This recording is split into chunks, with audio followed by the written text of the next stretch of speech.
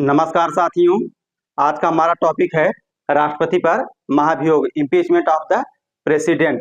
तो आज हम राष्ट्रपति के महाभियोग के बारे में विस्तार से चर्चा करेंगे, लेकिन इसके पहले जान लेते हैं कि महाभियोग किसे कहते हैं। महाभियोग या अभियोग दोनों एक ही चीजें हैं। क्योंकि राष्ट्रपति का पद भारत में सबसे बड़ा संवैधानिक पद माना जाता है, इसलिए राष्ट्रपति के संदर्भ में अभियोग शब्द का प्रयोग न करके महाभियोग शब्द का प्रयोग किया जाता है। तो अभियोग को आरोप भी कहते हैं। किसी पर अभियोग लगाना या आरोप लगाना। आरोप क्या होता है? किसी पर, किसी व्यक्ति पर किसी चीज को आरोपित करना। किसी व्यक्ति पर किसी चीज को आरोपित करना, इसे कहते हैं आरोप। और अभियुक्त किसे कहते हैं? अभियुक्त या आरोपी,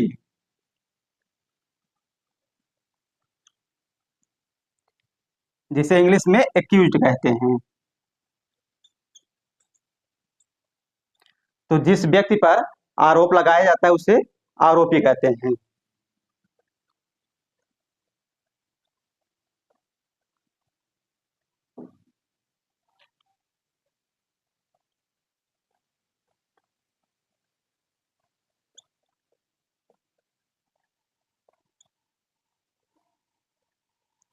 और जब ये आरोप जो है सिद्ध हो जाता है कि उसने या ऐसा काम किया है, तो उसे दोषी कहा जाता है।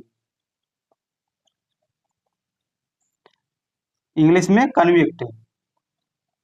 तो इस प्रकार हमने देखा आरोपी और दोषी में अंतर होता है।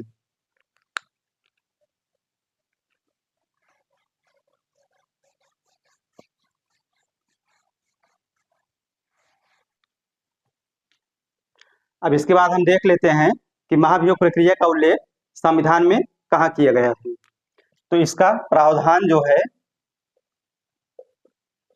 संविधान के अनुच्छेद 61 में किया गया है।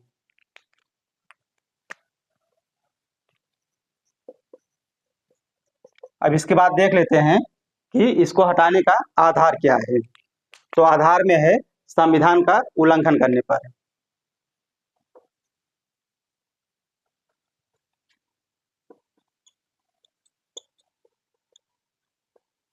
लेकिन संविधान का उल्लंघन शब्द को परिभाषित नहीं किया गया है।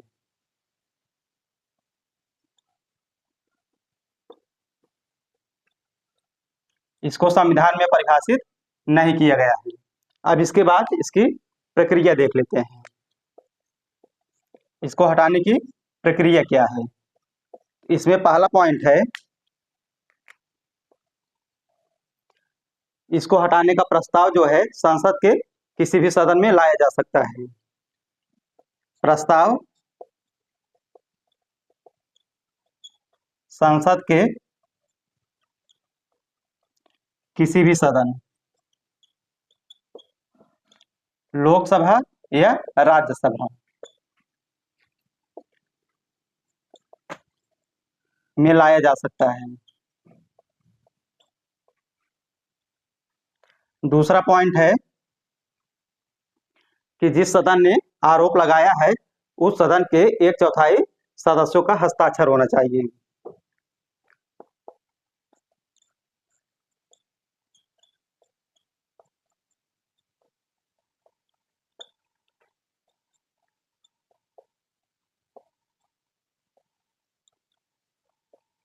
उस सदन के 1/4 अर्थात 1/4 सदस्यों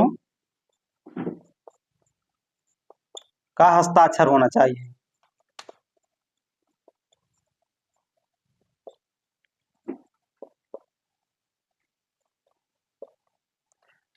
तीसरा पॉइंट है कि राष्ट्रपति को 14 दिन पूर्व नोटिस देनी होती है। इस संदर्भ में राष्ट्रपति को 14 दिन पूर्व सूचना या नोटिस देनी होती है।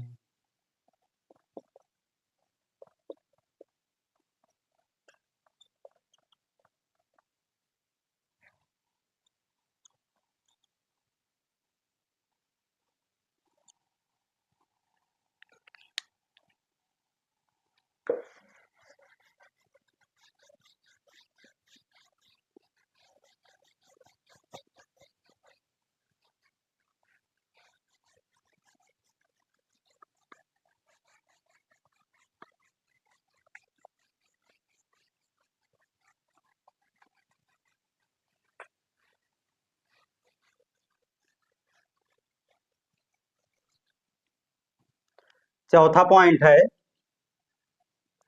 कि प्रस्ताव को संसद के दोनों सदनों द्वारा अलग अलग 2/3 बहुमत से पास होना चाहिए, कुल सदस्य संख्या के 2/3 बहुमत से।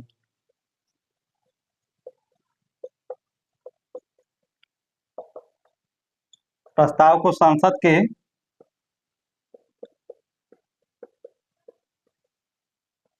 दोनों सदनों द्वारा अलग अलग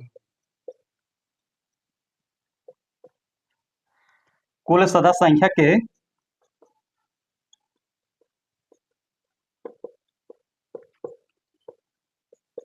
2/3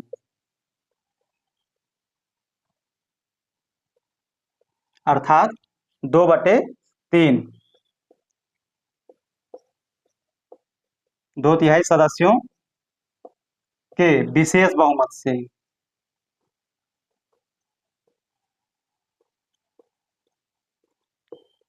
पास होना चाहिए। और यदि यह प्रस्ताव पारित हो जाता है तो राष्ट्रपति को अपने पद से हटना पड़ता है। प्रस्ताव पारित होने पर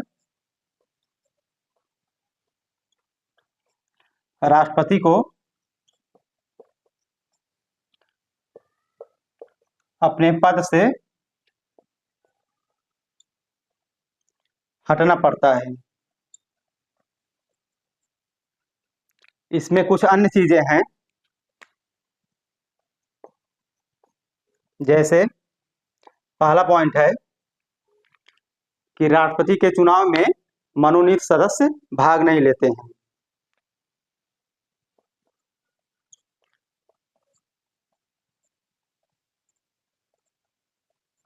राष्ट्रपति के चुनाव में संसद के मनोनीत सदस्य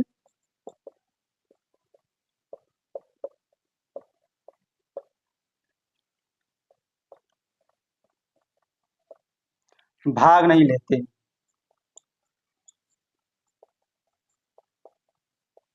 लेकिन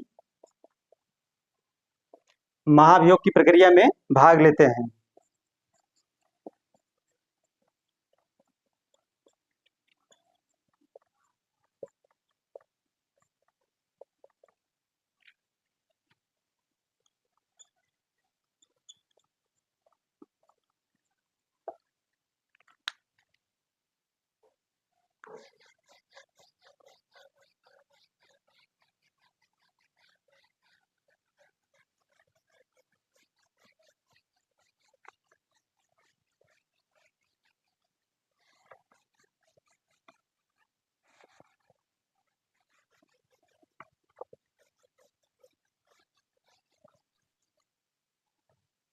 दूसरा पॉइंट है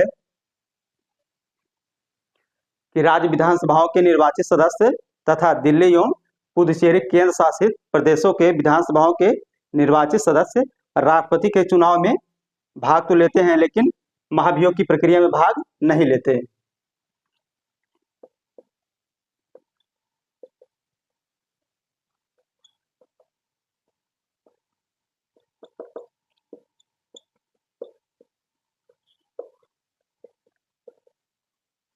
राज्य विधानसभाओं के निर्वाचित सदस्य एवं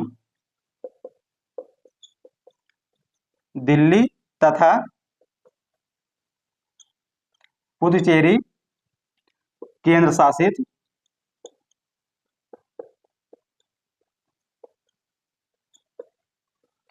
प्रदेशों के विधानसभाओं के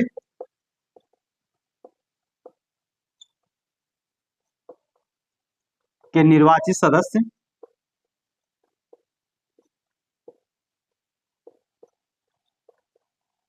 निर्वाचन में तो भाग लेते हैं, राष्ट्रपति के निर्वाचन में भाग लेते हैं लेकिन महाभियोग की प्रक्रिया में भाग नहीं लेते।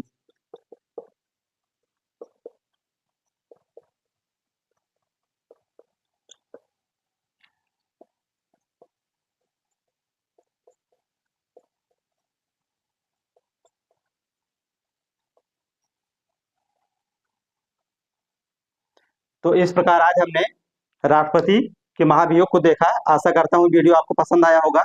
धन्यवाद।